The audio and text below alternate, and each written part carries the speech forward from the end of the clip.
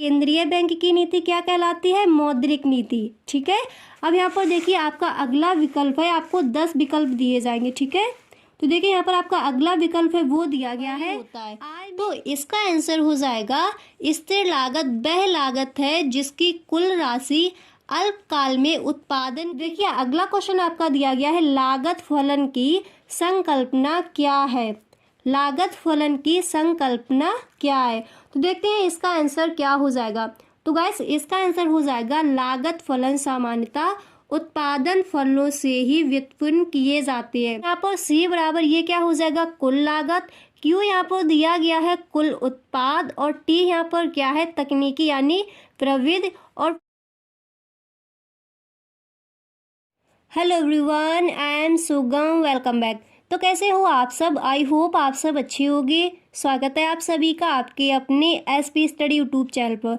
तो गाइस आज हम क्या लेके आए हैं? आज हम आपको बताएंगे अर्थशास्त्र का पेपर, यानी जो 2023 के बोर्ड एग्जाम में आने वाले जो क्वेश्चन है वही आज हम आपके लिए लेके आए हैं। देखिए पूरा पेपर आपके लिए हमने बनाया है 2023 के लिए, जो भी आपके लिए इम्पोर्टेंट क्वेश्चन है पूरा पेपर मैंने आपको हल करके बताया है। तो गाइस आप वीडियो में एंड तक बने रहे, तभी आपको अच्छे से क्लियर हो पाएगा कि जो 2023 में आपका जो अर्थशास्त्र का पेपर है वो किस तरह से आएगा, उसमें आपके लिए किस तरह से प्रश्न रखे जाएंगे। ठीक है, तो देखिए मैंने पूरा पेपर आपके लिए हल किया है। ठीक है, तो गाइस अगर आप चैनल पर पहली बार आए हो तो चैनल को सब्सक्राइब कर ले, बेल आइकन को भी प्रेस कर लेना ताकि वीडियो की जो भी नोटिफिकेशन है सबसे पहले आपके पास पहुंचे। ठीक है, और एक भी वीडियो आपसे छूटे ना, हर सब्जेक्ट के पेपर हम आपको हल कराने वाली हैं। ठीक है, तो आप चैनल को सब्सक्राइब जरूर कर लें। ठीक है, तो देखिए सबसे पहले हमने रखे हैं विकल्प, आपसे विकल्प पूछे जाएंगे। ठीक है, 10 आपके विकल्प आएंगे, जो मोस्ट इंपोर्टेंट विकल्प है 2023 के बोर्ड एग्जाम के लिए वही मैंने यहाँ पर रखे हैं। ठीक है, तो देखिए यहाँ पर आपका जो पहला विकल्प है वो दिया गया है, विलासिता की वस्तुओं की मांग की कीमत लोच होती है। आपको 4 ऑप्शन दिए जाएंगे, जो आपका राइट आंसर है, जो आपका राइट ऑप्शन होगा उसको आपको लिखना होगा। ठीक है, तो यहाँ पर आपका राइट आंसर है वो हो जाएगा इकाई से अधिक। विलासिता की वस्तुओं की मांग की कीमत लोच होती है, क्या होती है? इकाई से अधिक होती है। अब देखिए ऐसे ही आपका जो अगला दिया गया है, सामान्यतः एक अनादिमान यानी तटस्थता वक्र, तो इसका राइट आंसर हो जाएगा मूल बिंदु के प्रति उत्तल होता है। ठीक है, मूल बिंदु के प्रति उत्तल होता है। अब देखिए आपका ऐसे ही अगला क्वेश्चन हमने रखा है, दीर्घ काल में उत्पादन के कितने साधन स्थिर होते हैं? दीर्घ काल में उत्पादन के कितने साधन स्थिर होते हैं? तो इसका राइट आंसर क्या हो जाएगा? कोई नहीं। वहां पर आपको दे दिए जाएंगे 2, 1 या फिर इनमें से कोई नहीं, या फिर दे दिए जाएंगे दोनों। तो आपको कौन सा ऑप्शन चूज करना है? कोई नहीं। ठीक है, अब देखिए यहाँ पर आपका जो अगला क्वेश्चन है वो दिया गया है, विदेशी व्यापार में घाटा होता है तब। विदेशी व्यापार में घाटा कब होता है? जब निर्यात आयात से कम होता है। ठीक है, जब निर्यात आयात से कम होता है तब क्या होता है? विदेशी व्यापार में हमें घाटा लगता है।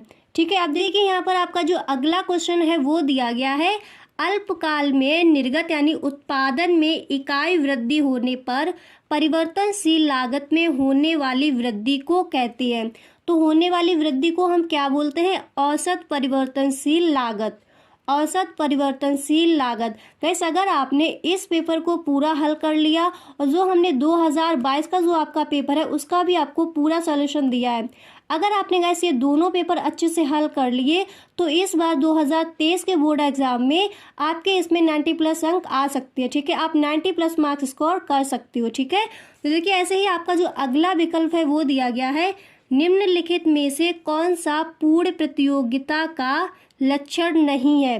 तो यहाँ पर आपका राइट आंसर हो जाएगा कीमत विभेद।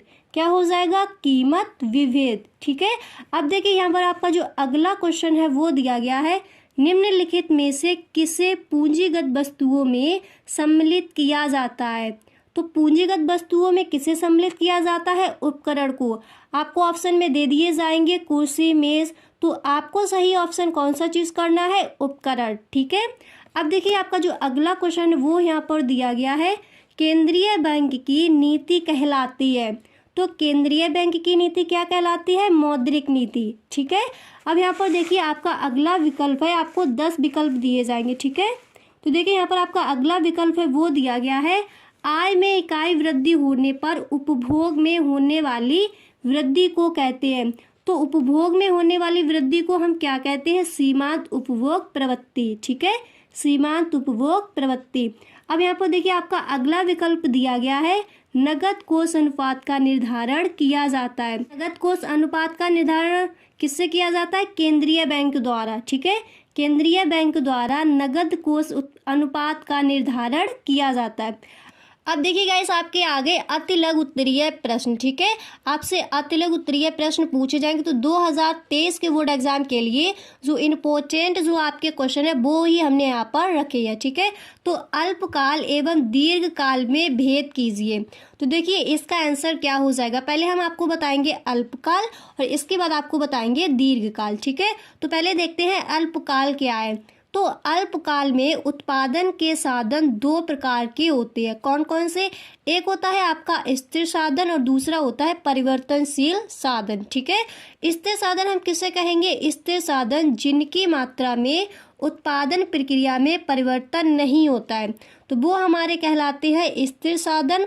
और हम परिवर्तनशील साधन किसे कहेंगे? परिवर्तनशील साधन वे हैं जिनकी मात्रा में उत्पादन प्रक्रिया की आवश्यकता अनुसार परिवर्तन किया जा सकता है, तो वो हमारे परिवर्तनशील साधन कहलाते हैं।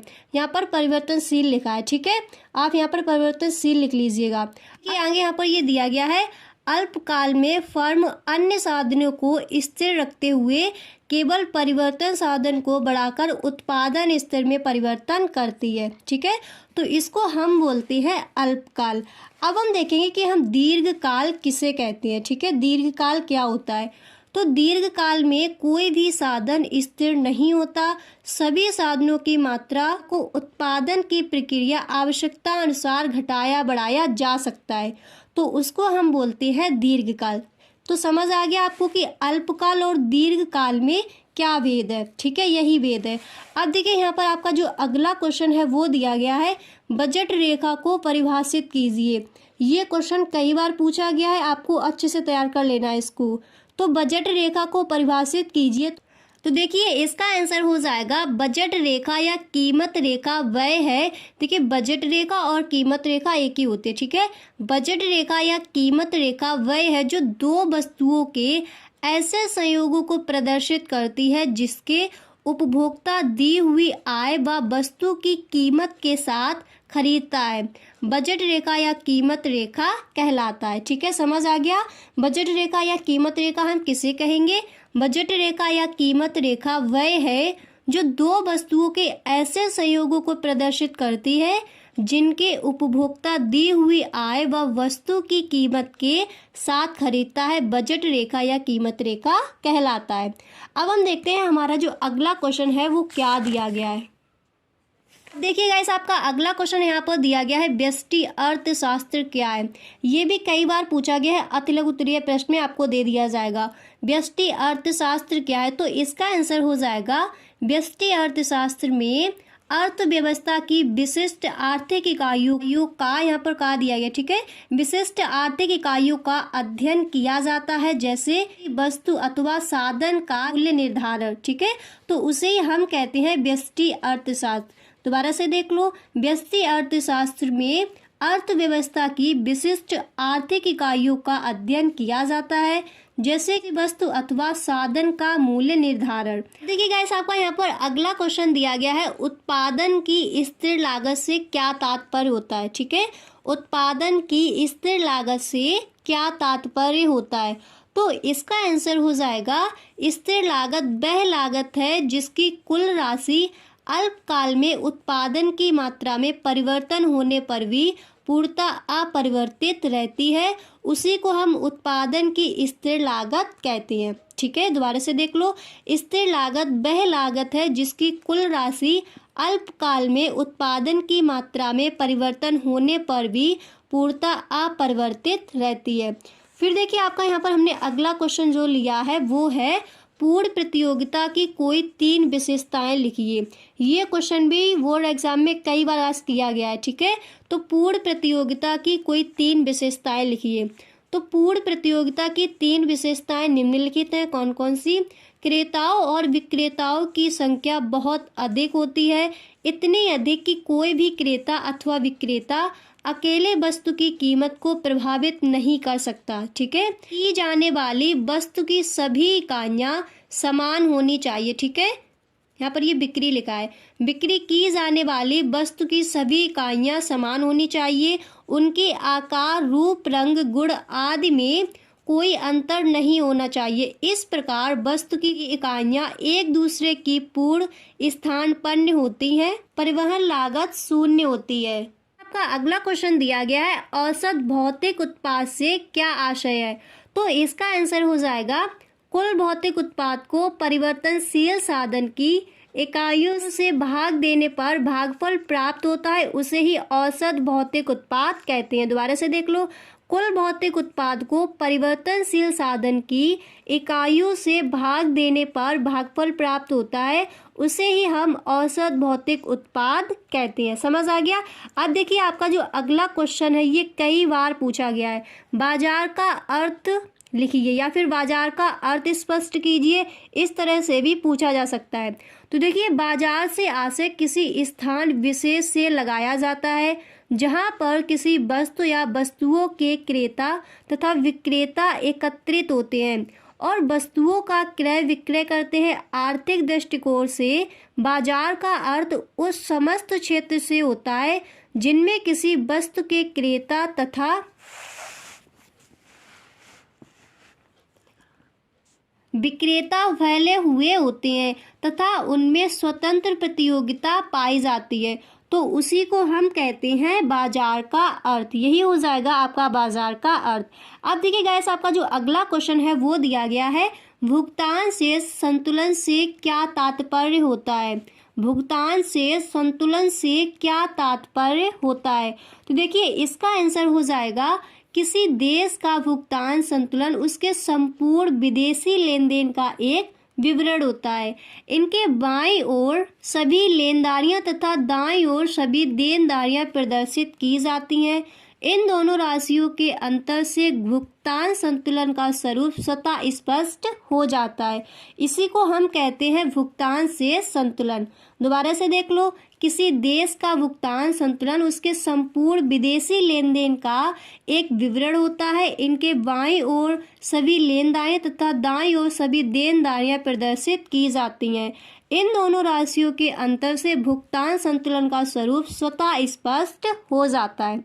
ठीक है, समझ आ गया? अब देखिए आपके आगे ये लघु उत्तरीय प्रश्न, अभी आपके थे ये अति लघु उत्तरीय प्रश्न, अब हम आपको बताएंगे लघु उत्तरीय प्रश्न। ठीक है, तो गाइस आप वीडियो में एंड तक बने रहें और अगर आपको वीडियो अच्छा लग रहा है तो वीडियो को एक लाइक जरूर कर दे। ये वीडियो मैंने आपके लिए बहुत ही मेहनत से बनाई है। ठीक है, तो देखिए अगला क्वेश्चन आपका दिया गया है, लागत फलन की संकल्पना क्या है? लागत फलन की संकल्पना क्या है? तो देखते हैं इसका आंसर क्या हो जाएगा। तो गाइस इसका आंसर हो जाएगा, लागत फलन सामान्यतः उत्पादन फलों से ही व्युत्पन्न किए जाते हैं। उत्पादन लागत के अंतर्गत वे सभी व्यय सम्मिलित किए जाते हैं जो किसी उत्पादक या फर्म द्वारा वस्तु के उत्पादन व्यय के रूप में उठाए जाते हैं। लागत फलन उत्पादन के साधनों तथा लागतों के बीच संबंधों को व्यक्त करता है।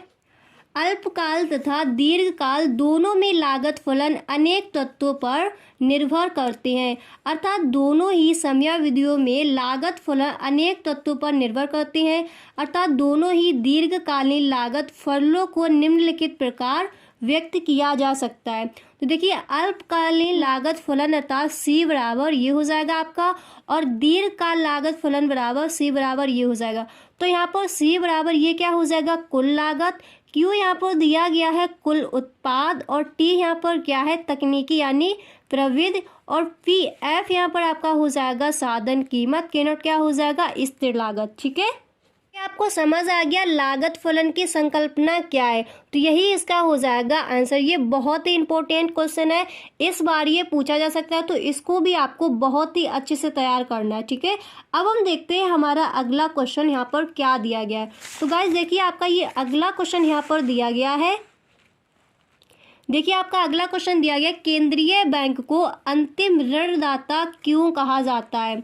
केंद्रीय बैंक को अंतिम ऋणदाता क्यों कहा जाता है?